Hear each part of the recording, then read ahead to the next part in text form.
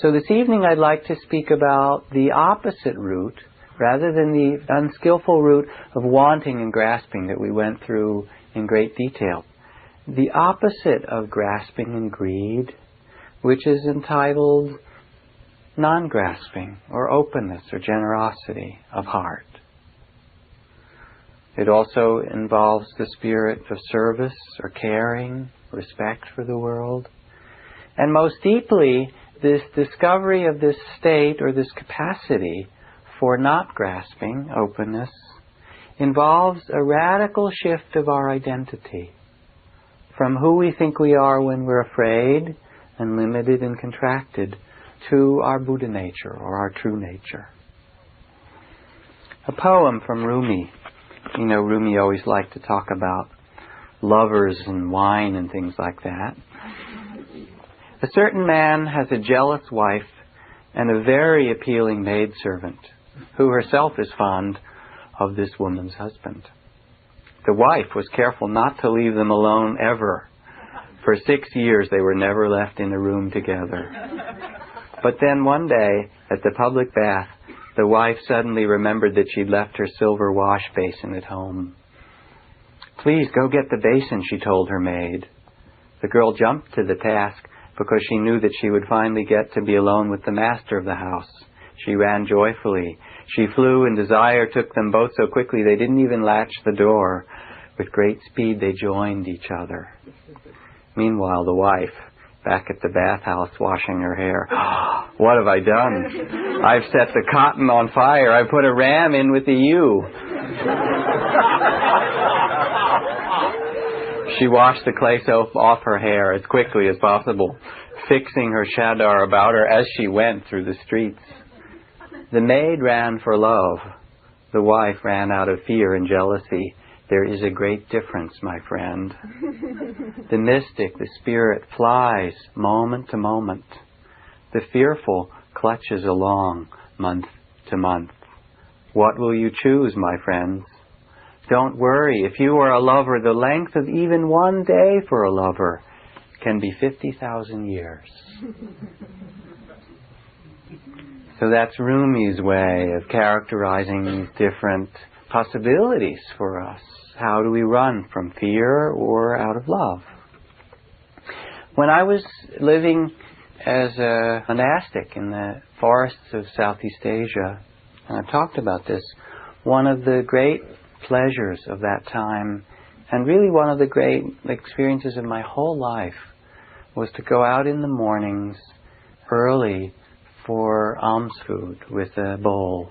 And it's not begging, although that language is used, even though one is a mendicant, because the people wait in the villages just at sunrise with their hands in a prayer position, and they wait for the monks and they offer the food with such beautiful spirit. And they put it in your bowl and you go in silence. You walk on those little dikes between the rice paddies just as the sun comes up, and it felt very ancient because it was remote villages where there weren't even cars and radios and things. It was still ox carts, and it was like turning the clock back 1,000 years. And people would wait and put food in your bowl, and you don't say anything. You're not supposed to speak. You just receive it in a mindful kind of way.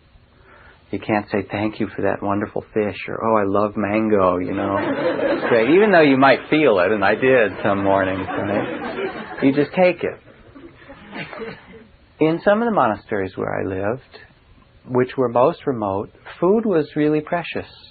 And in the dry season, which was 6 months of the year, there wasn't a lot of protein.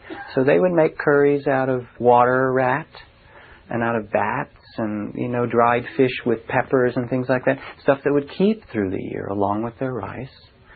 And to be offered food in such a place from somebody who didn't have a lot of food was an amazing thing, because no matter how poor we may be as Westerners, still, for most of us in an emergency, if we really need it in the hospital or something, we can call somebody and somebody will give us $500 or $200 or $1,000 or more, which is their income maybe for a year or more. And so how do you take food from someone like that? That was my question. You can't thank them. And the only thing I could do would be to go back to the monastery and receive it in sense that they so value the spiritual life and what the monks represent, and the nuns that are there in the monastery, what they represent. That they're willing to give even of the little food that they have, to have that be part of their life and their community. It was such a beautiful give and take. And the spirit of that generosity, the support of the sacred in those cultures was still very much alive. The same in Burma, which is very poor under this military dictatorship. And yet, the great Shwedagon Pagoda, which is in the center of Rangoon and almost as tall as the Eiffel Tower, has a gold crown at the top, 385 feet tall. This huge pagoda, 1,000, 2,000 years old. They say in the center is the walking stick and some of the hair from the head of the Buddha. A big windstorm, a monsoon came some years ago and damaged the crown of the Shwedagon Pagoda, which is this golden crown set in jewels. And the word got around in the countryside, and people took off their gold rings. They don't have banks in the villages. The way they store their money, if they have any, is gold. And they took out their golden earrings and they took off their gold rings. And they gave, even in a very, very poor time, and they said, we so value the spirit to honor it that we'll do whatever's necessary. And it was restored immediately. The quality of grasping, which we discussed, that strategy, is when we come in a room, we see what we want or what we need. If only I had that person, that thing, that beautiful, I like this. It's the quality of the whole in us, looking to be filled by a person or a thing or an experience. The if only mind. If only I got that, then I would be complete in this life. Until, of course, the next if only comes along. And it comes from a place of impoverishment within us.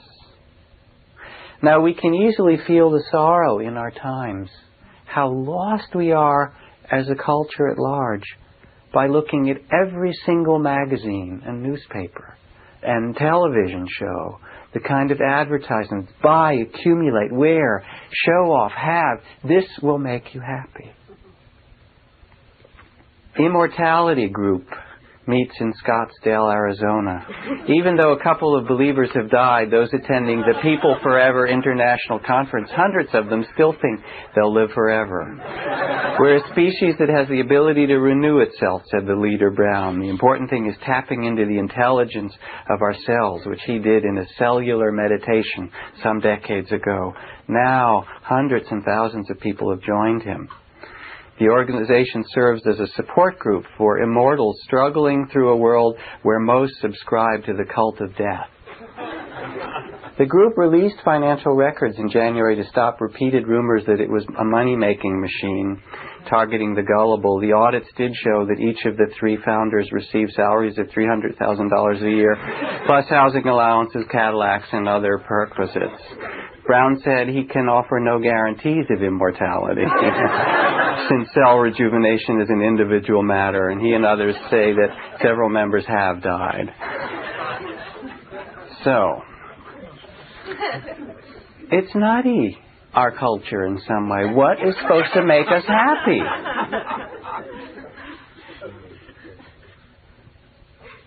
What will make us happy? Grasping doesn't make us happy. Each state that we spoke of grasping or aversion and hatred, of delusion, each of those strategies of fear, basically, can be transformed into an awakened blessing, into an opposite, or discovered as an opposite. So the opposite of grasping is non-possession. And it's a transformation that leads us to the qualities of a Buddha or Bodhisattva in the midst of the world of abundance. That is to say, your very desires, your desire for beauty, your desire for comfort, your desire for security, in themselves they have a positive side to them, very deeply, because within them they show your sensitivity. They show your love of beauty, your love of play, your love of harmony, your vision of the world. They show a recognition of the beauty of the Tao or the Dharma that can be found within them. And so when these qualities are understood, it's not that there's no more wanting or playing or acting in the world, but the fear and the grasping is transformed, and that vision, that capacity, is used for liberation or used as an expression of compassion. That's the quality of a bodhisattva, that whatever circumstances present themselves, I will use this too to awaken, and to awaken myself and others. And if it's helpful to make things beautiful, I'll make them beautiful. If it's helpful to live simply, I'll live simply. A kind of generosity that can work with anything. The spirit of the bodhisattva, even if the sun should arise in the west, the bodhisattva has only one way, says Suzuki Roshi. Which means even if the world is turned upside down, the way of the Buddha within us is to take those circumstances and use them for liberation. An old Zen master called Nonoku lived alone in a little hut in the mountain. One night while he was sitting in meditation, a stranger broke into his hut, brandishing a sword, demanding all of Nonoku's money. He didn't even get up from his cushion. He just addressed the man. He said, "All my money's in a bowl on the shelf up there. Take all you need, but leave me 5 yen. I have to pay village taxes next week." So the stranger emptied the bowl of all the money and threw 5 yen back into it. He also helped himself to a precious vase he found on the shelf. "Hey, carry that with care," said Nonoku. "It will crack easily." The stranger looked round the barren room once more and was going to leave. "You haven't said thank you," said the Zen master. The man said thank you and left. Next day, the whole village was in turmoil. Many people claimed they'd been robbed. Someone noticed the vase was missing from the shelf in Nonoku's hut and asked if he too had been the victim of this robber. "Oh no," said Nonoku. "I gave the vase to a stranger along with some money. He thanked me and left." He was a pleasant enough sort of fellow, but a bit careless with his sword.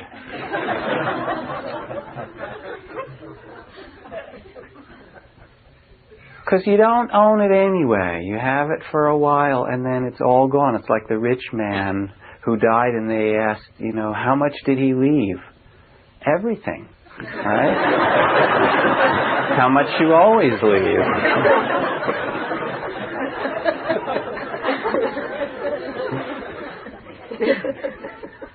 Even in our grasping, in our desire, in our wanting, in this if only, if you listen, there is really something deeper that we want. If you take a moment and reflect on it, what is it in all the different wantings of your life that you really want?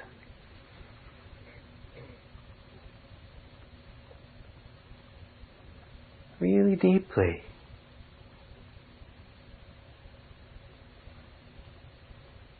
And when I've asked people this question, the answers, when they really reflect, wholeness, love, peace, abundance, somehow a well-being. Not the stuff, but that sense in the heart. Now there's a confusion in our times about abundance and wanting. Abundance, some people kind of, because of how it's taught in our culture, think it means wanting and getting. Any amount of money, the right car, the right house, the right sexy partner, the right, sexy clothes, whatever it happens to be. And at worst, the kind of abundance consciousness is like, if you think right, you'll get everything you want, and you can sort of tune it up and test it to get the right parking space when you need it, and so forth. This is not true abundance, because it's connected with things. True abundance and generosity is a dimension of the spirit and not of things. Abundance is not dependency on things good or bad. It's not about love and light or pleasant experiences. To experience a true abundance also requires this capacity of our hearts to face the dark and the shadow, to face death as well, and the loss of all things. So again, Zen Master Suzuki Roshi said when he was dying of cancer, if when I die, if I suffer, that's all right, you know. That's just suffering, Buddha. No confusion in it. Maybe everyone will suffer because of the physical or spiritual agony, but that's all right. If you had a limitless life, it would be a real problem for you. If I suffer, that's just suffering, Buddha. Sun Buddha, Moon Buddha, happy Buddha, sad Buddha. The abundance of heart of a Buddha is to face all of life, the birth of things and the end of things, loss and fear and selfishness and rebirth again, and know it for what it is. Rilke, when he died, the German poet, at the end of his life, had a very long and painful illness, and he wrote about it with some appreciation.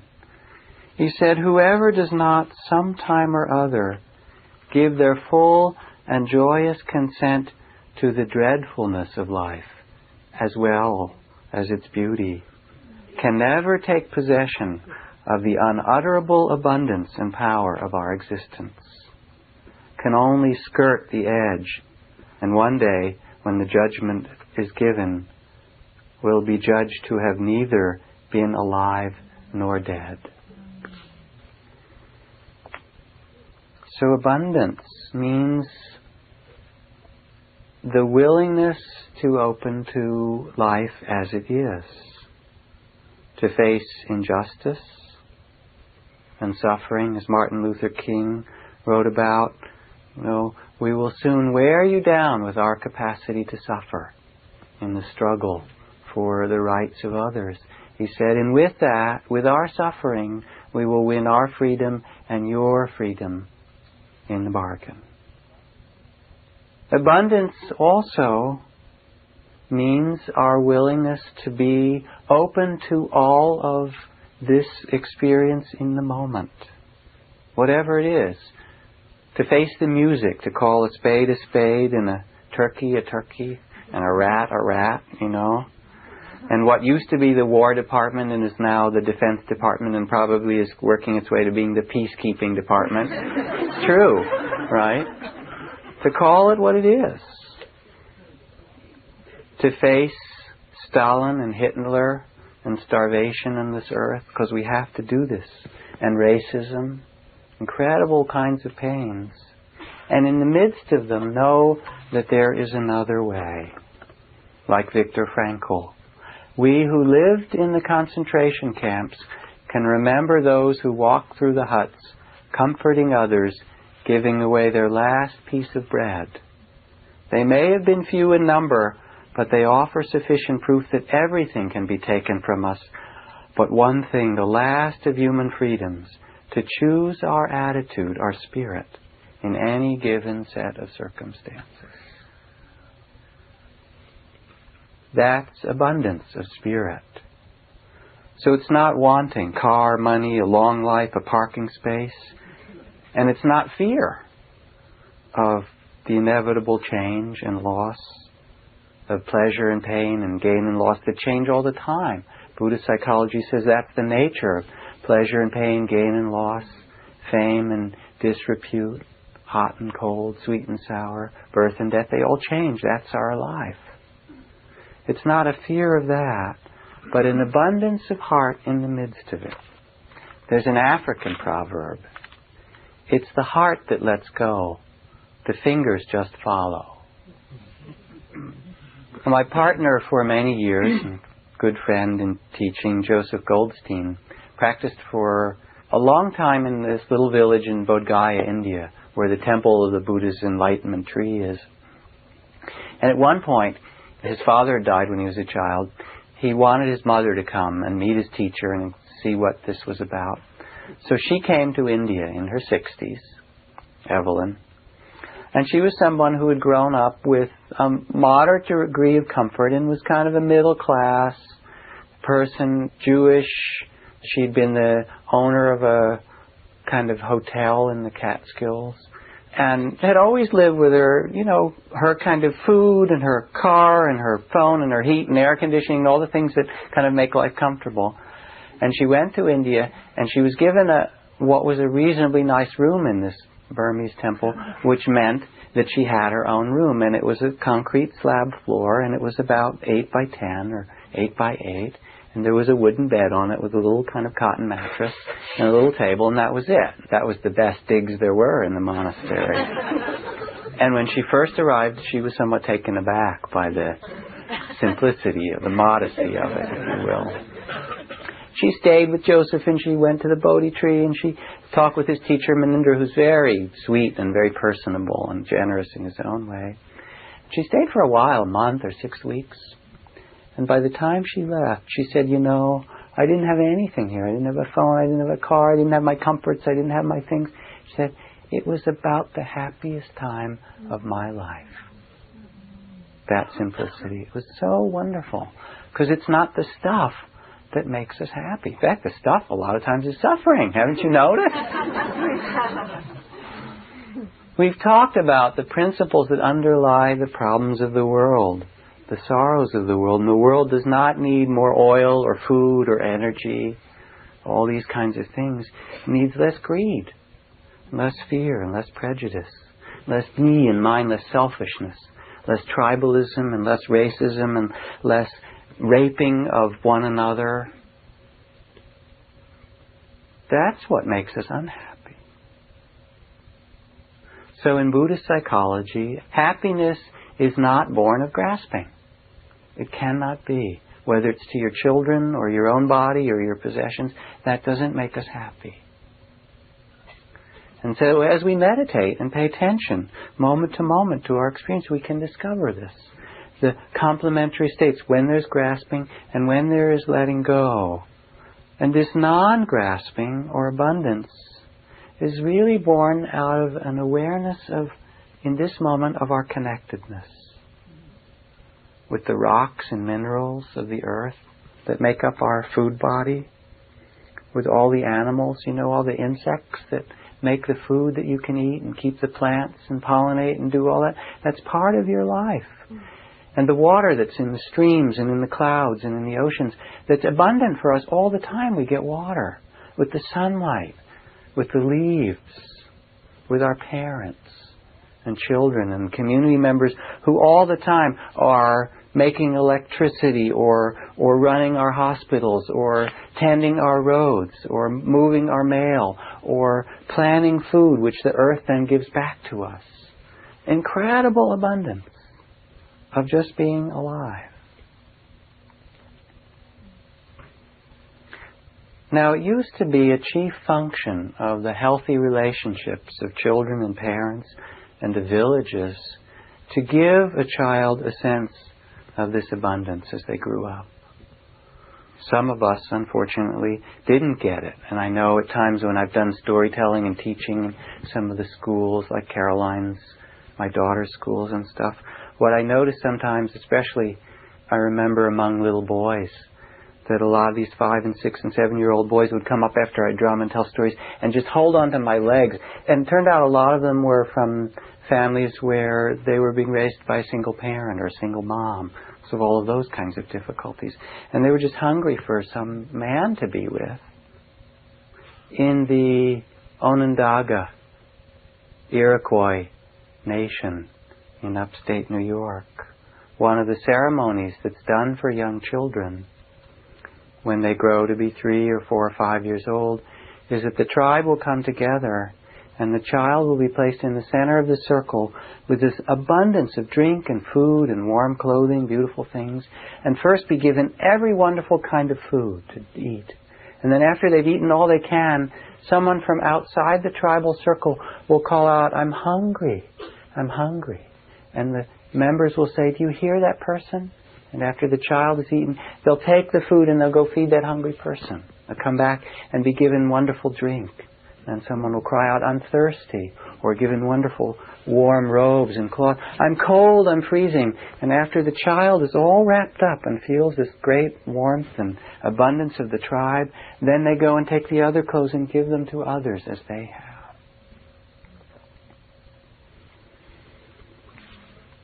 it becomes a function of meditation itself, of spiritual teachings and teachers, to remind us, to help us rediscover this inner well-being and wholeness and abundance that we long for.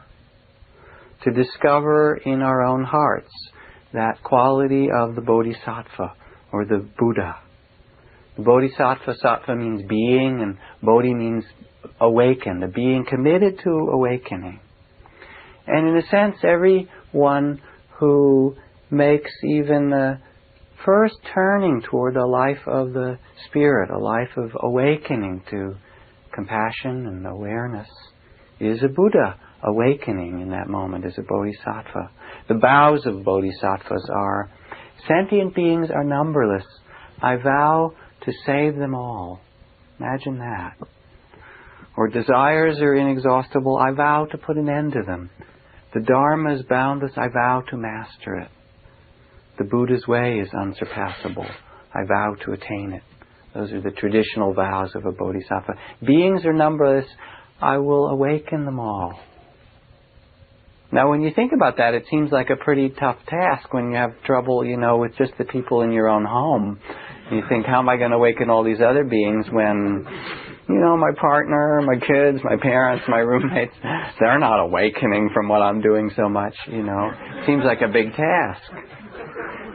And it is if you do it from this small sense of self that gets frightened or grasps.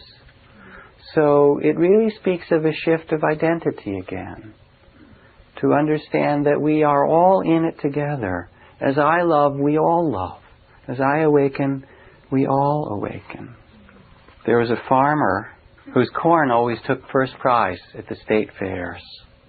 And he had a habit of sharing his best seed corn with all the farmers in the neighborhood. Somebody said, "Why do you do that?" And he said, "It's really a matter of self-interest. You see, the wind picks up the pollen and carries it from field to field. So if my neighbors grow inferior corn, the cross-pollination brings down the quality of my own corn. That's why I'm concerned that they plant only the very best." Isn't that lovely? Yeah. That's the spirit of the Bodhisattva. It's not for somebody else, but it's for us as a family of beings. So when we speak in this practice of mindfulness, mindfulness is the king or the queen, the chief state for bringing this freedom. Because in a moment there arise sights and sounds and tastes and smells and thoughts. Pleasant ones, unpleasant ones, neutral ones. Without mindfulness we grasp the pleasant, try to hold on, or we get afraid or get upset at the unpleasant ones, and we fall asleep or don't notice the neutral ones. But with mindfulness, there's a sense of this dignity, of royalty, of our Buddha nature, of king and queen, that sees the light and the dark, the 10,000 joys and sorrows. Yesterday here we had a day of meditation for people of color. It was a wonderful day. African American, Latino, Asian American, Native Americans. It was really beautiful to have a room full of people from those different cultural backgrounds. And I think they felt a great joy and support from one another. It's, as I said, like the first day this man stood up and said, "I'm the only black vegetarian Buddhist doctor I know." It feels really good to have, some friends. And we did our usual sitting and walking meditation. And after a couple of walking meditations, people were coming and saying, we talked about it. What was it like to just do a walking meditation and be mindful? I said, it reminded me of my childhood, of the leaves crinkling under my feet. Or I took my socks off and I walked out there on the gravel path. And I really felt what it was like to put my foot on the earth, on the gravel, and then on the grass, and then on the ground itself. Or I was standing there and I could feel the sunlight like my skin was drinking it in, which it does, So mindfulness brings us this capacity of being alive here. And then out of that, deep attention comes abundance and joy and appreciation. It awakens in us this sense of spirit that we're born from the body of the earth, from our mother's body, from the rain body, the sunlight body, that we eat the earth, and then we give back to the earth, that it's all Buddha. The food of the Buddha being put by the Buddha into the Buddha, back to the Buddha. Help us to find the divine, they cried to the teacher. No one can help you. Why not? For the same reason that no one can help the fish find the ocean. If you're looking for eternal life, or the eternal, the timeless, it's here. Where else could it be? It's not in the future, I assure you. That's a thought. The eternal present, what we seek, what we long for, is here when we awaken. Denise Levertov, a poem called Taste and See. The world is not with us enough. Oh, taste and see, the subway Bible poster said. Meaning, if anything, all that lives to the imagination's tongue, grief, mercy, language, tangerine, weather, to breathe them, bite, savor, chew, swallow, transform into our flesh, our death, crossing the street, plum, quince, living in the orchard, and being hungry, and plucking the fruit. To be alive.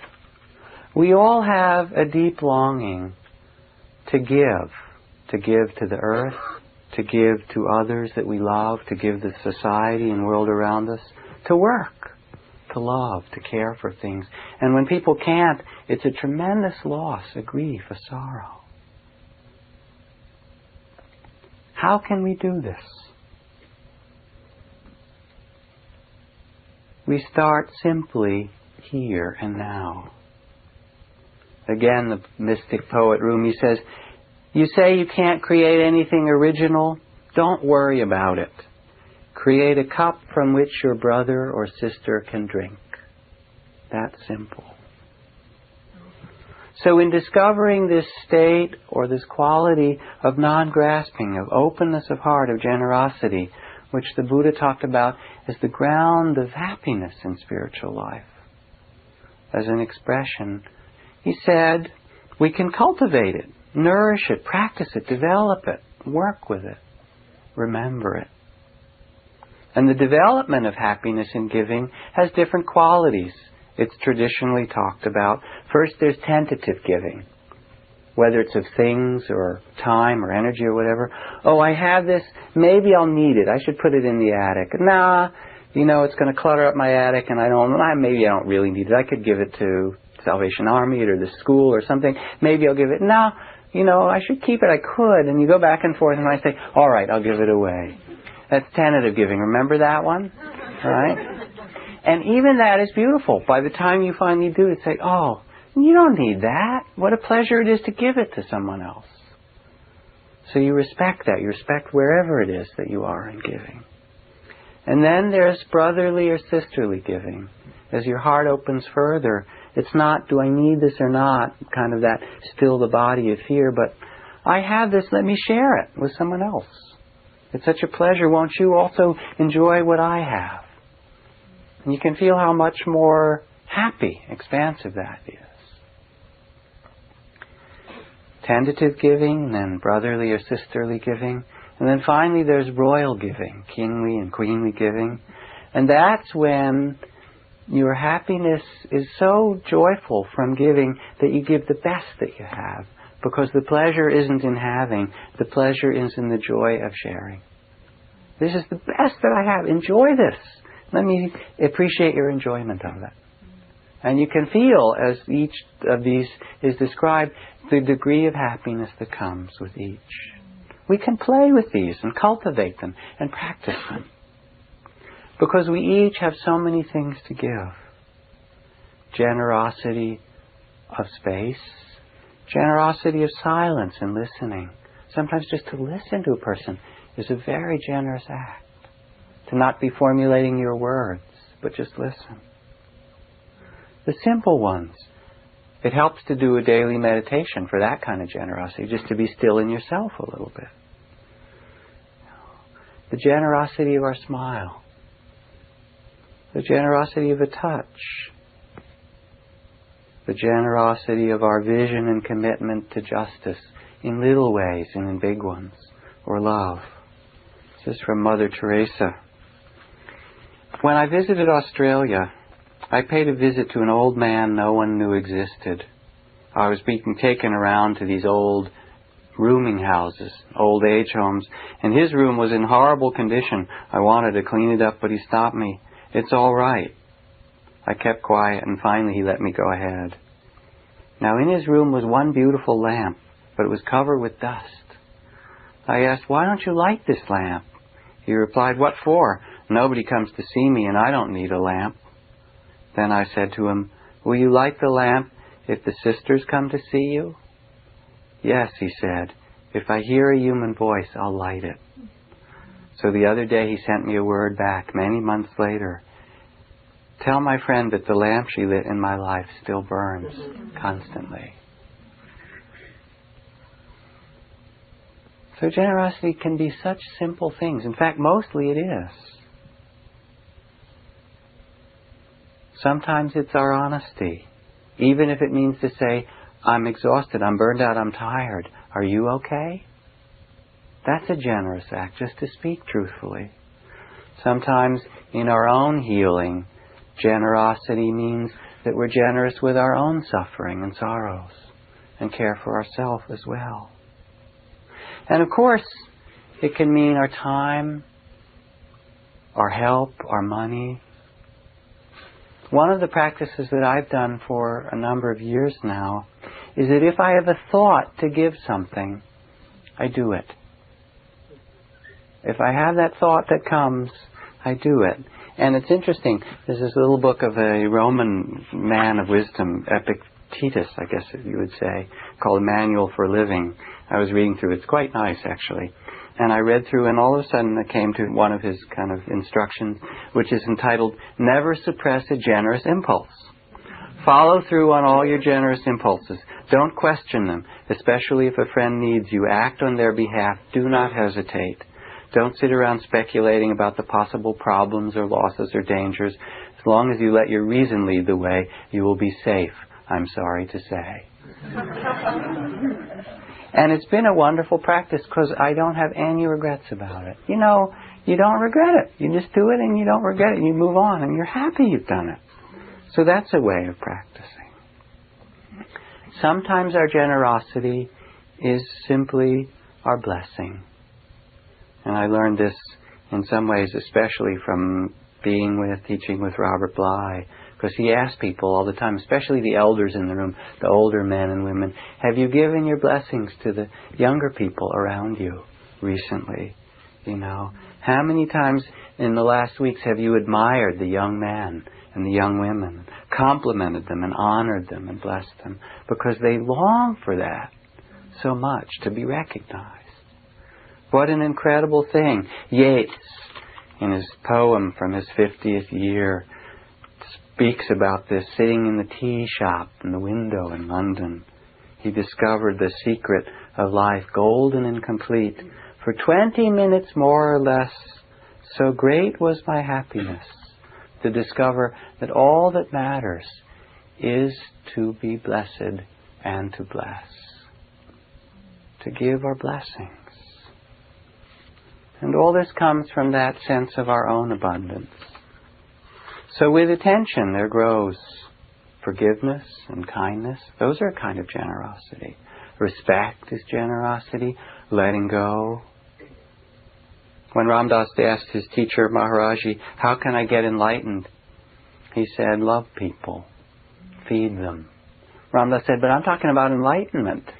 He said, "Love people and feed them." I want to find God. Love people and feed them. Because in the end, it's never ours to possess whatever we have. We just rent it. We get it for a little while, even our bodies. To love people and feed them, it is both a path, and you can practice it in all kinds of ways, and see if it doesn't make you happier. And you have to include yourself in the circle. You can't be generous to everyone else but moi. Right? Both as a path that you practice and as an expression of your awakened heart. of your own Buddha nature. For the end, the last truth that you discover in generosity, most honestly, if you look at it, is that our giving and our deepest service is never done for somebody else, for money or love or helping or whatever, that it's really always for ourselves. And that's not a bad thing, it's a beautiful thing. That if you've done hospice work and sat with someone who's dying, and you care, you're wiping their stuff that's dripping out of their mouth and, changing their bedpan and doing stuff like that, it is a privilege to be with somebody as they die. And it's not for them, it's for us. It's like Gandhi. Someone asked Gandhi, why have you lived this life this way? Why do you always stress this simplicity and giving and so forth? And Gandhi said, I never do it for anyone else. I do it for me. And really honoring your heart, you awaken the hearts of everyone else. That's what true awakening is. And it's liberation and happiness and freedom and a life without regret. What a thing to live a life without regret.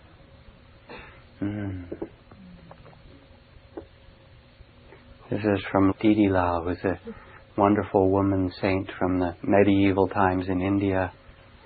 I searched for myself until I grew weary, but no one, I know now, reaches the hidden knowledge by means of striving. Then, resting in just this, I found the place of wine. There all the jars are filled, but no one is left to drink.